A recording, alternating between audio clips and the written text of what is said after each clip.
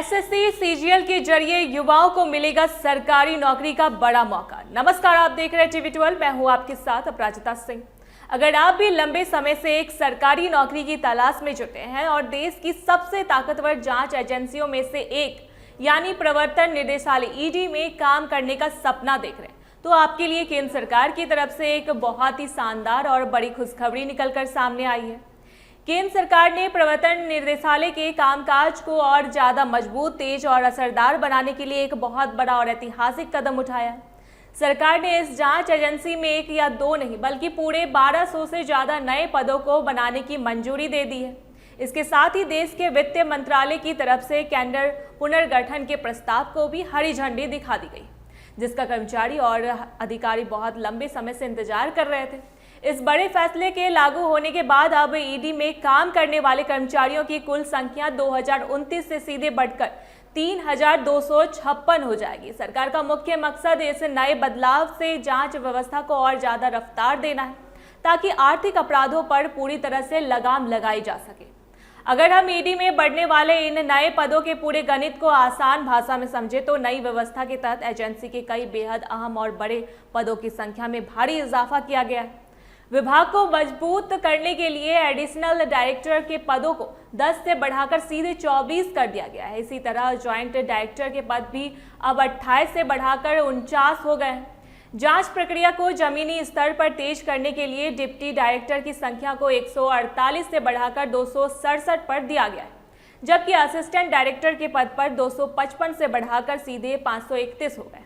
केवल बड़े अधिकारी ही नहीं बल्कि फील्ड पर काम करने वाले एनफोर्समेंट ऑफिसर के पदों में भी बड़ी बढ़ोतरी की गई है, जिन्हें अब 355 से बढ़ाकर 606 कर दिया गया। सरकार को पूरी उम्मीद है कि इस बड़े बदलाव से पूरी एजेंसी की काम करने की क्षमता और एफिशिएंसी को जबरदस्त सुधार आएगा और फाइलों का निपटारा बहुत तेजी से हो सके। इस बड़ी खुशखबरी के साथ ही उन युवाओं के लिए भी एक और जैकपॉट हाथ लगा है, जो कर्मचारी चयन आयोग एसएससी की तैयारियों में दिन रात एक कर रहे हैं। एसएससी ने कंबाइंड ग्रेजुएट लेवल सीजीएल 2026 परीक्षा के लिए अपनी आधिकारिक भर्ती प्रक्रिया की शुरुआत कर दी है। इस महाभर्ती के जरिए केंद्र सरकार के अलग अलग मंत्रालयों, विभागों और जांच एजेंसियों में कुल मिलाकर 12,256 खाली पदों को भरा जाना है। अगर आप इस परीक्षा में शामिल होना चाहते हैं तो तारीखों का खास ख्याल रखें। ऑनलाइन आवेदन करने की आखिरी तारीख 22 जून की रात 11 बजे तक तय की गई, जबकि आवेदन की फीस जमा करने के लिए आपको 23 जून तक का समय मिलेगा।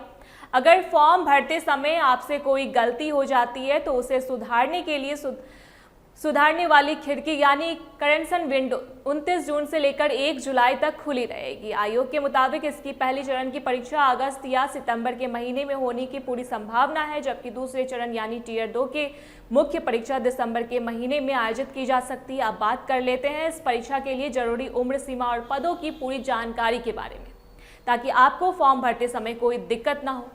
नियमों के अनुसार इस भर्ती में ग्रुप बी के पदों के लिए 18 से 32 साल तक के उम्मीदवार फॉर्म भर सकते हैं, जबकि ग्रुप सी के पदों के लिए उम्र सीमा 18 से 27 साल के बीच तय की गई। हालांकि कुछ खास पदों के लिए उम्र के अलग अलग नियम भी बनाए गए हैं, जैसे कि जेएसओ पद के लिए अधिकतम उम्र सीमा 32 साल रखी गई है। इसके साथ ही देश के नियमों के मुताबिक आरक्षित वर्ग के सभी छात्र छात्राओं को सरकारी गाइडलाइन के आधार पर उम्र सीमा में अच्छी छूट भी दी जाएगी। इस पूरी भर्ती के तहत चुने गए उम्मीदवारों को पे लेवल 4 से लेकर लेवल 8 तक के अलग अलग बेहतरीन वेतनमान दिए जाएंगे। इसमें मुख्य रूप से ऑडिटर, इंस्पेक्टर, असिस्टेंट और क्लर्क जैसे कई सम्मानजनक और रसूखदार पद शामिल हैं, जिनमें युवाओं को देश सेवा करने का मौका मिलेगा।